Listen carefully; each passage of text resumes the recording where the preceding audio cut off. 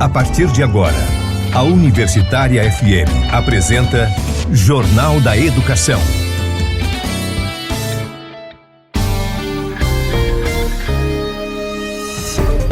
Você vai conferir no Jornal da Educação desta sexta-feira, 22 de outubro. O FRN alcança primeiro lugar em governança e gestão. Uma entrevista com o presidente do Adurne Sindicato, professor Osvaldo Negrão. Ele fala sobre o real significado da PEC 32 para os servidores públicos. Professora Rosane Araújo fala sobre o lançamento da segunda edição da sua obra, que celebra o centenário de João Cabral de Melo Neto. Jornal da Educação. Olá, boa tarde, seja bem-vindo, seja bem-vinda ao Jornal da Educação. Eu sou Edinaldo Martins e esse é o seu espaço de diálogo sobre questões postas pelo cotidiano do ensino. Esse programa é produzido pelo Adurne Sindicato. A Universidade Federal do Rio Grande do Norte alcançou o primeiro lugar entre as instituições federais de ensino superior como a melhor do país no Índice Integrado Governança e Gestão do Tribunal de Contas da União no ciclo 2021. Ainda no âmbito nacional, a UFRN ficou em segundo lugar entre todas as organizações do Poder Executivo Federal. O levantamento realizado pelo TCU avaliou 378 organizações públicas em 2021, entre as quais a UFRN ficou em segundo lugar, levando em consideração mais de 550 pontos relacionados à governança pública, gestão de pessoas, tecnologia da informação, contratações, orçamento, ética, integridade, entre outros critérios. Jornal da Educação. Entrevista. Em um momento perturbador da crise sanitária no país, o governo federal, através da proposta de emenda constitucional 32, a reforma administrativa, quer alterar disposições sobre servidores, empregados públicos e organização administrativa.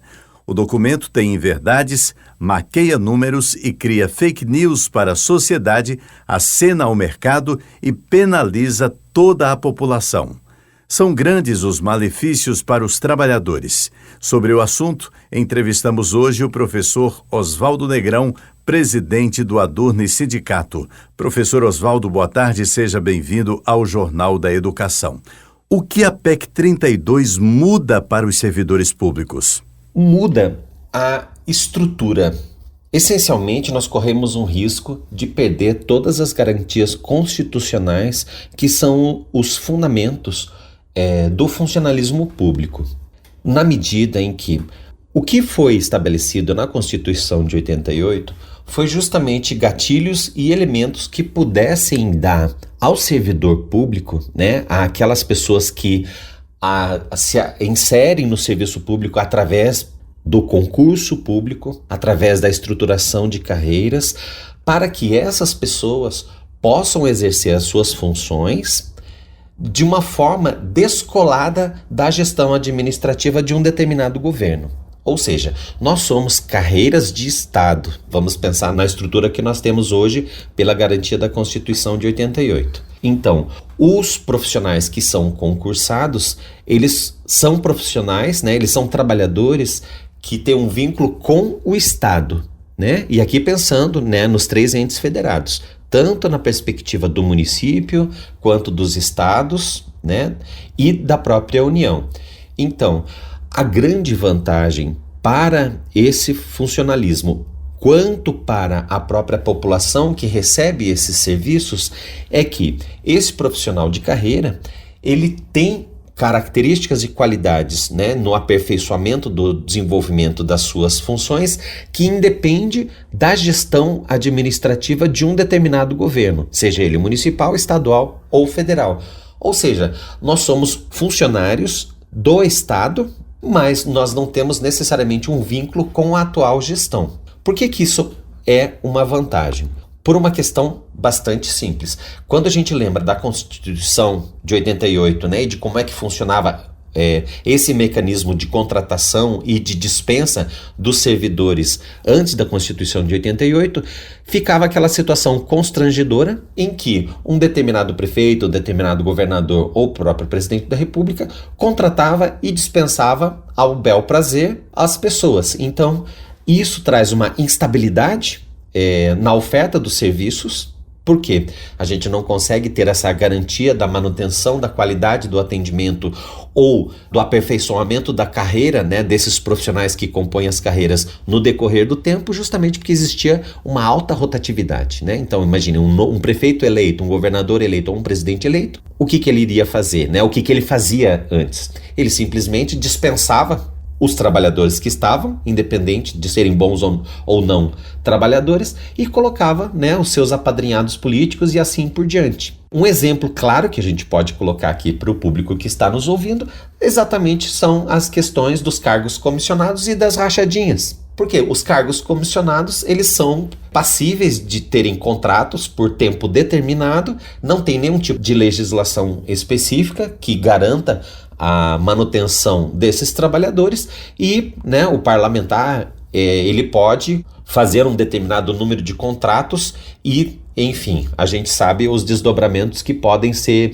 mal utilizados, a malversação do recurso público que pode ser utilizada quando a gente tem políticos não bem intencionados. Claro que isso é uma exceção, mas infelizmente a gente sabe que acontece, tanto isso é prova que a gente vê vários processos acontecendo Brasil afora. Você desestruturar as carreiras do serviço público é sim prejudicial para os trabalhadores, né, para a gestão municipal, estadual e federal, mas também para aquela parcela da população que vai receber esse serviço. O projeto acaba com a estabilidade, extingue promoções automáticas e diversos benefícios, não é isso?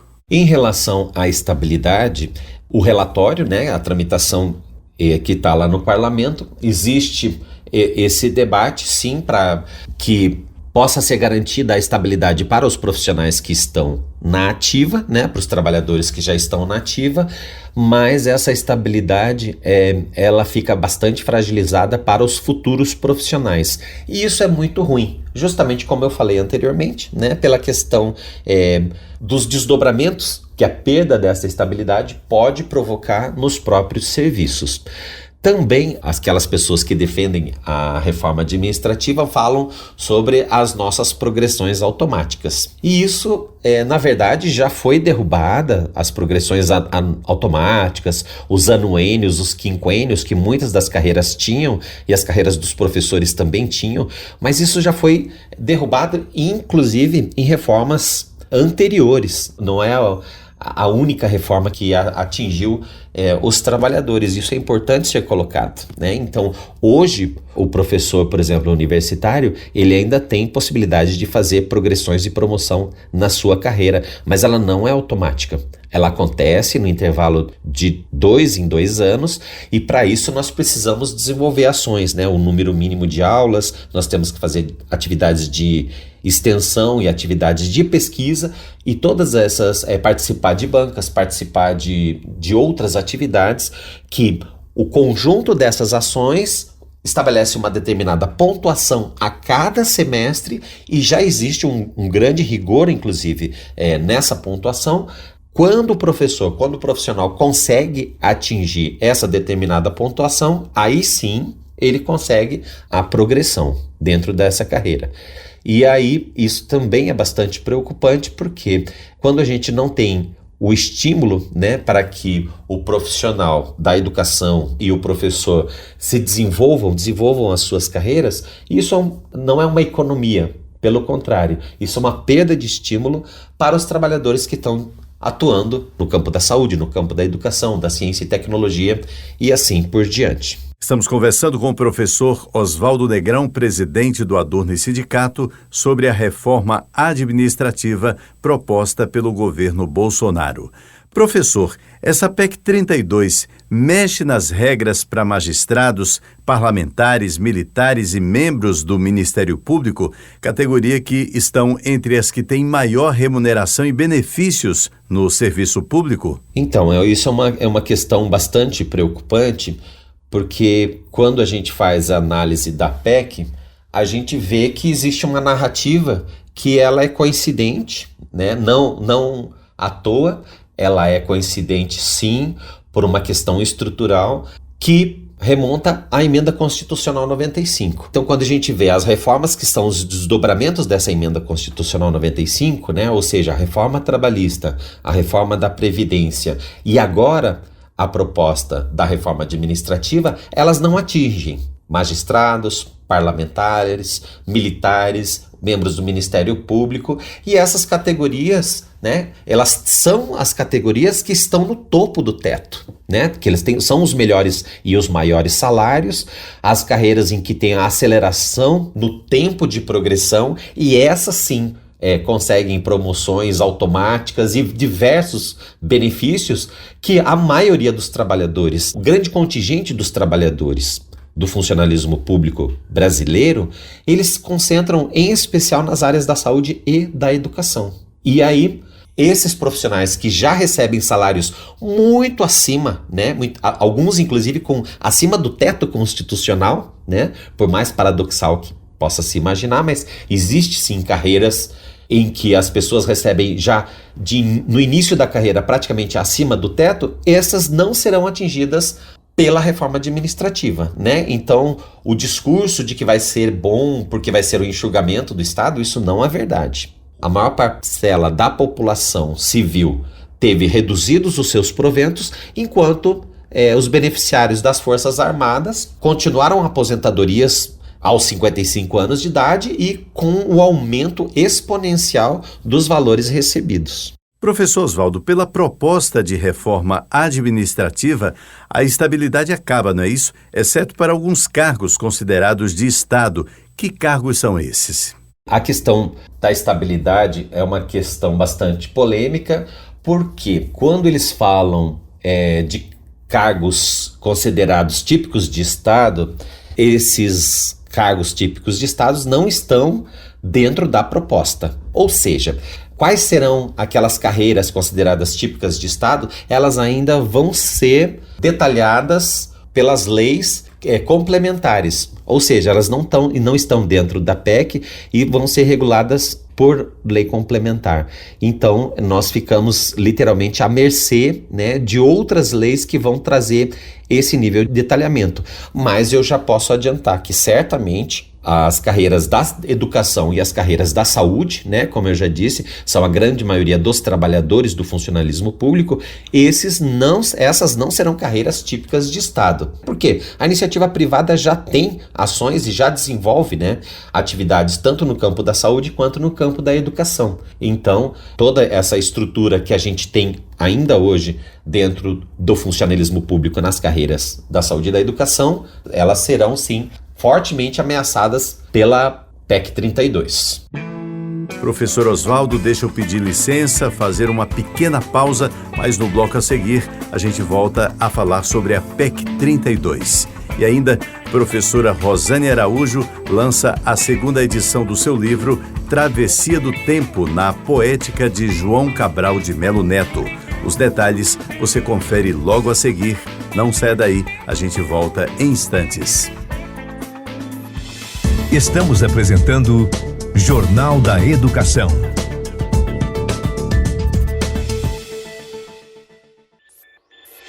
Voltamos a apresentar Jornal da Educação.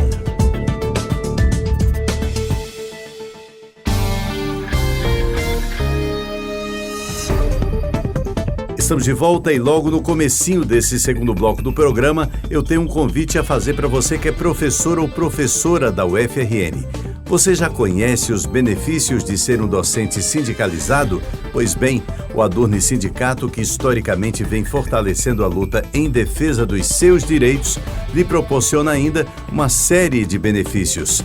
Além de disponibilizar uma assessoria jurídica exclusiva, o Adurni Sindicato conta ainda com uma gama de empresas conveniadas que oferecem descontos que podem chegar até 30% nos mais variados serviços, como plano de saúde, escolas, academias, seguros e muito mais. Acesse www.adurni.org.br e confira todas as informações. Jornal da Educação. Seguimos com a segunda parte da nossa entrevista com o professor Oswaldo Negrão, presidente do Adurne Sindicato, que está falando aqui sobre a PEC 32.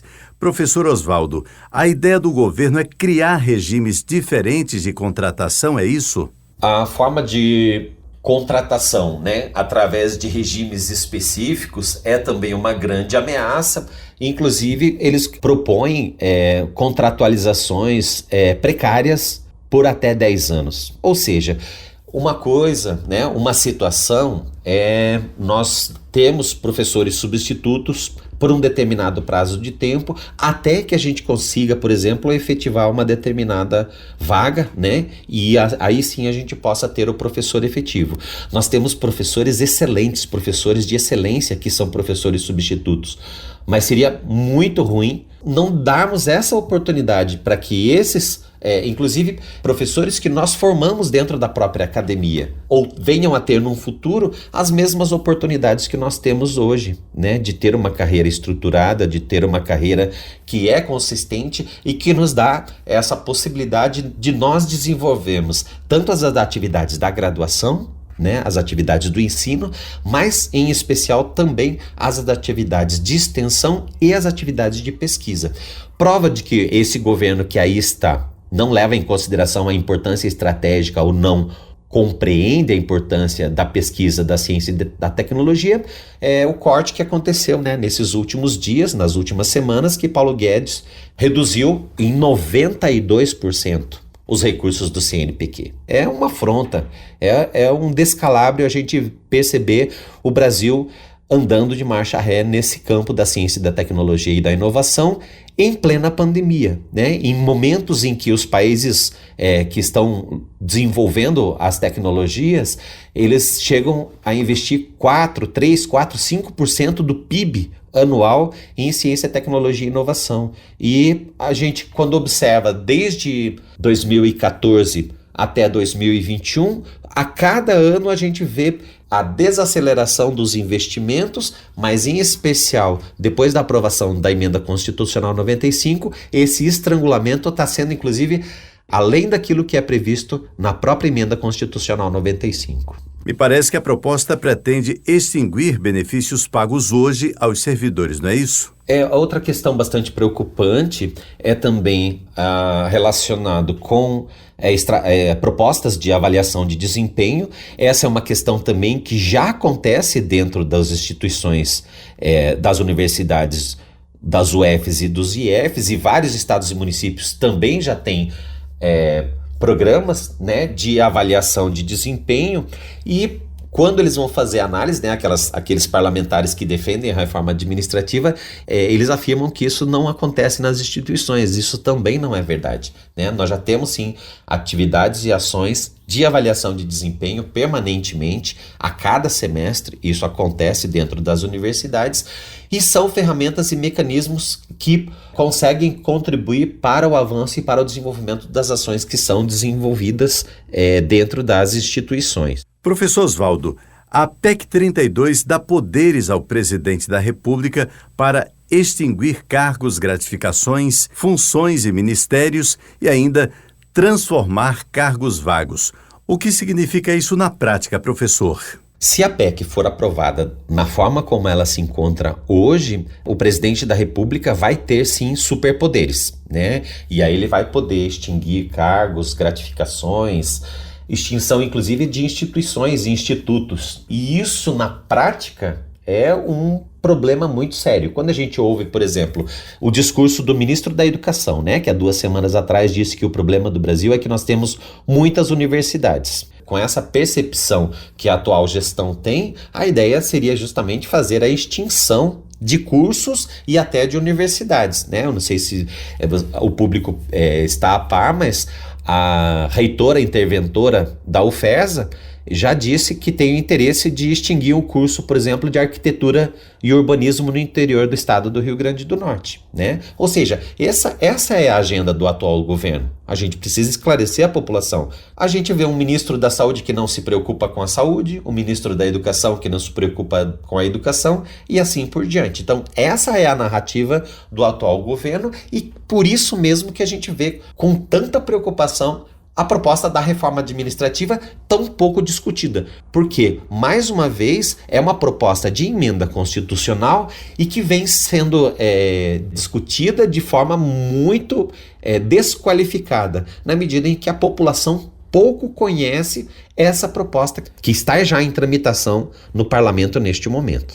Professor, podemos afirmar então que a PEC 32 constitucionaliza a precarização e, na verdade, é um retrocesso democrático.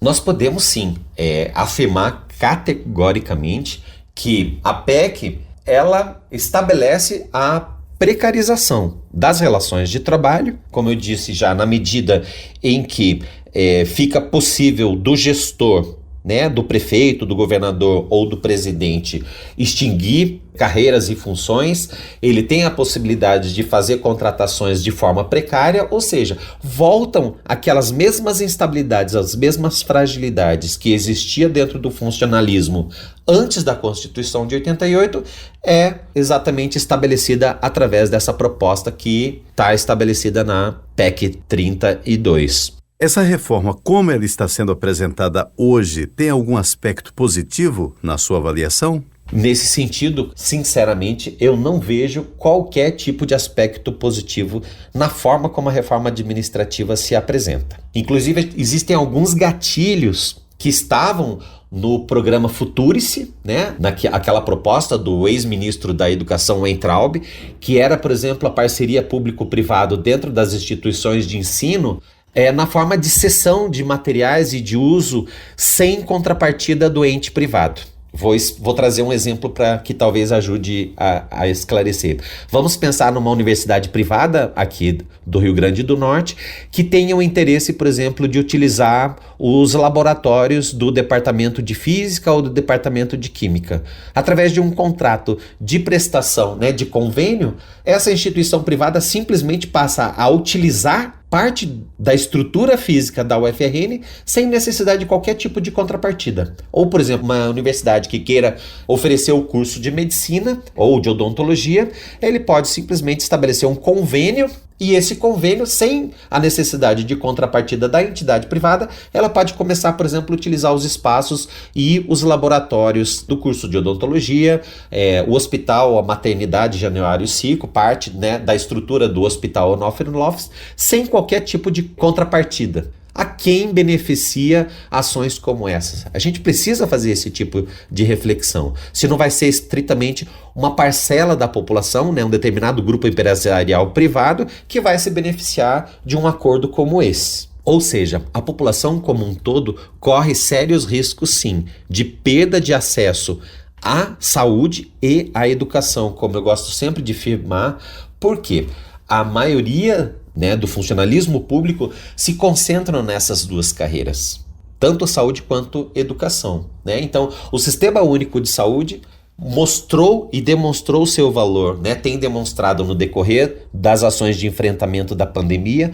Poderia sim, claro, ter salvado muito mais vidas se o Ministério da Saúde tivesse tido ações afirmativas mais propositivas e ações também baseadas em ciência e em conhecimento científico. Fato que não fez, né? Quando, enfim, prescreveu medicações sem qualquer comprovação e sem qualquer eficácia, demorou para fazer a compra e a aquisição de insumos e de vacinas, né? O próprio relatório da CPI traz detalhes dessa tragédia que foi, né, a gestão, que está sendo, inclusive, a atual gestão, mas com a proposta da reforma administrativa, a gente vai naturalizar a entrada das empresas privadas dentro do Sistema Único de Saúde, também sem a contrapartida, né? Então isso é um risco muito grande, principalmente para a população mais pobre, para a população que depende do Sistema Único de Saúde e que depende da escola pública de qualidade, né? E aqui eu estou lembrando sempre, as escolas e creches aqui do município, do estado e da União, né? Aquelas universidades, os institutos federais, as escolas estaduais de ensino médio, as escolas municipais de ensino fundamental, creches e assim por diante. Professor Oswaldo, o deputado Arthur Maia chegou a dizer que a Constituição de 1988 teve excessos. O senhor concorda ou é apenas mais um ataque a direitos em mais uma reforma? E aí, quando a gente ouve, parlamentares que defendem a reforma administrativa e afirmam, que a Constituição de 88 teve excessos, na verdade, aquela parcela, dos parlamentares que são antidemocráticos, Eu não tenho outro argumento para trazer que não seja esse. Porque justamente eles atacam os direitos, principalmente para essas parcelas mais vulnerabilizadas da nossa sociedade. Ou seja, aquelas parcelas das populações que mais dependem do Estado, dos serviços públicos ofertados pelo Estado, é que serão mais atingidas pelas propostas da reforma. Bom, vamos falar agora sobre as estratégias que estão sendo utilizadas pelas entidades de classe para reverter esse quadro, ou ao menos amenizar. O que nós temos feito e que nós temos atuado fortemente tem sido em Brasília, desenvolvendo ações para que a gente tenha esse esforço conjunto de várias entidades estaduais e federais. Esse movimento tem crescido nas últimas semanas e nós temos feito a recepção dos parlamentares nos aeroportos e também levado esclarecimento para a população. Nós já vemos esse movimento crescer, inclusive, nos estados e nos municípios, porque é importante alertar para o funcionalismo municipais e estaduais que eles também serão fortemente atingidos pela PEC 32, E para a própria população, como eu já disse anteriormente. Mas por fim eu quero deixar claro que é importantíssimo a articulação dos trabalhadores, da população, dos estudantes, para que a gente tenha estratégias para debater o que é essa proposta da emenda constitucional, da PEC 32, e ao mesmo tempo pensarmos em uma saída que seja uma saída para a maioria da população e não apenas para uma pequena parcela. E nesse sentido eu acho que a informação é uma ferramenta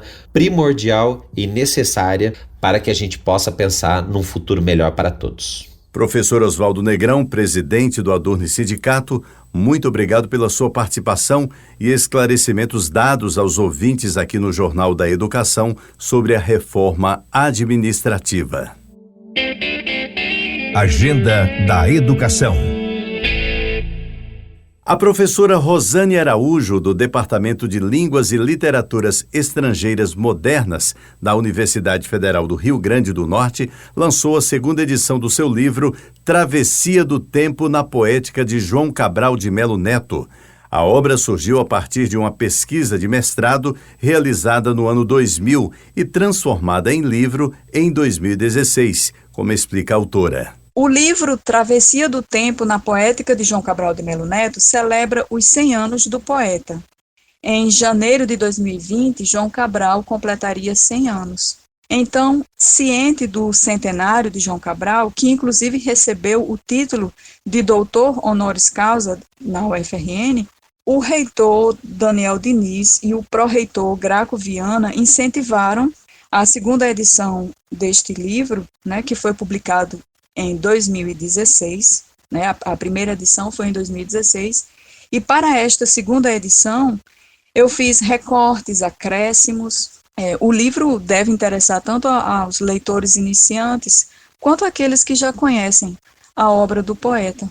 De modo geral, o livro percorre a obra de João Cabral, desde o primeiro livro, Pedra do Sono, até o último, Andando Sevilha, buscando apreender diferentes tempos do escritor nessa sua travessia poética. Então eu percorro a obra do escritor traçando a minha própria travessia enquanto leitora também. Em cada obra eu percebo um tempo, uma lição diferente. O tempo de adquirir domínio da feitura poética, o tempo da espera, o tempo da morte, o tempo da memória, o tempo da modernidade, até alcançar o tempo calmo das suas últimas duas obras, Sevilha Andando e Andando Sevilha.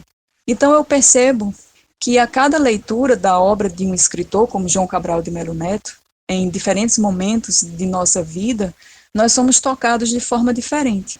Eu sempre mantive o foco no tempo, a temática do tempo na poesia. No entanto, poemas que não tinham despertado a minha atenção antes, na primeira edição, agora, nesta segunda edição do livro, se fazem presentes, como é o exemplo do livro Dois Parlamentos.